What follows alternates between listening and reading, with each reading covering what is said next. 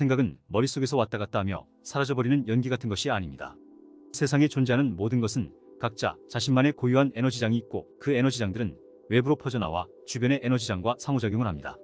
비물질 상태로 존재하는 생각 에너지 역시 다른 에너지들과 상호작용하며 물질화가 되는데요. 눈에 보이지 않기 때문인지는 몰라도 에너지는 이 세계의 모든 것을 관통할 수 있습니다. 이것은 에너지가 도달하지 못하는 곳은 없다는 의미이지요. 엄밀히 말하면 생각이 물질화가 되는 과정은 생각한 다음에 행위를 함으로써 이루어지는 것이 아닙니다.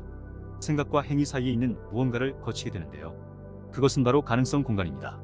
먼저 우리가 무언가를 생각을 하게 되면 생각은 빛보다 빠른 속도로 가능성 공간에 있는 자신과 비슷한 영역을 찾아 동조하게 됩니다. 그런 다음에 행동을 해서 생각이 실현되거나 어떠한 사건을 만나 생각이 물질이라는 형체를 갖게 되는 거죠.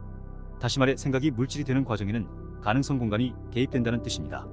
그렇다면 가능성 공간은 대체 어디에 존재하는 걸까요? 저 먼 우주 어딘가에 있는 걸까요? 그건 아무도 밝혀내지 못했고 앞으로도 밝혀내기는 힘들 것 같다는 생각입니다.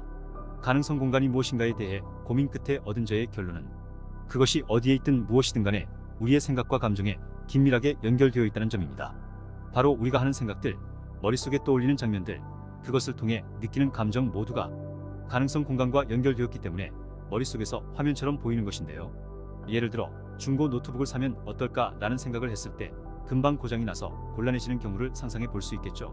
또는 기대 이상으로 좋은 물건을 저렴하게 구입하게 되어 기뻐하는 모습이 그려질 수도 있고요. 머릿속에서 시뮬레이션하고 있는 이 모든 영상들이 사실은 가능성 공간에서 이미 실현된 모습들을 보고 있는 것입니다. 가능성 공간은 우리의 생각을 물질화시키는데 매우 중요한 역할을 합니다.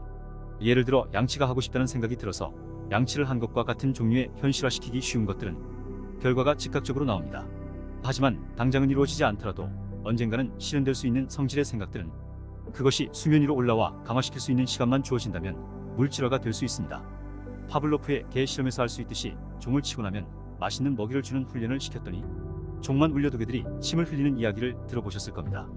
비유하자면 종은 생각이고 개는 가능성 공간, 물질화는 먹이가 나오는 것에 비유할 수 있을 것 같습니다. 그러니까 무심코 습관적으로 하는 생각들이 가능성 공간이라는 개에게 훈련을 시키게 되고 그에 따른 결과가 나오게 되는 원리인 것이죠. 사막에 물을 몇 방울 떨어뜨렸을 때는 물이 고이지 않습니다. 하지만 어느 한 자리에 지속적으로 물을 떨어뜨리면 어느 순간 오아시스가 되어 있을 겁니다. 가능태 공간에서도 비슷한 결들의 생각이 지속적으로 오고 가면 근처에만 와도 불이 켜지는 센서 등처럼 작동할 수도 있습니다. 미리 말씀드리자면 그 결과는 상식적인 선에서 이루어집니다. 판다가 대나무를 많이 먹었더니 대나무 섬유질의 똥을 누듯이 말이죠. 오늘은 생각이 물질화되는 과정과 그것이 어떤 메커니즘으로 실현되는지에 대해 알아보았습니다. 혹시라도 이제 생각도 마음대로 못하겠네 라고 하는 분도 계실 것 같은데요. 저도 처음에는 그랬습니다. 하지만 이런 사정을 알게 된 이후로는 생각 검열이라는 것을 의식적으로 하고 있죠. 덕분에 부정적인 생각을 많이 고칠 수 있었습니다. 오늘 영상은 여기까지입니다. 감사합니다.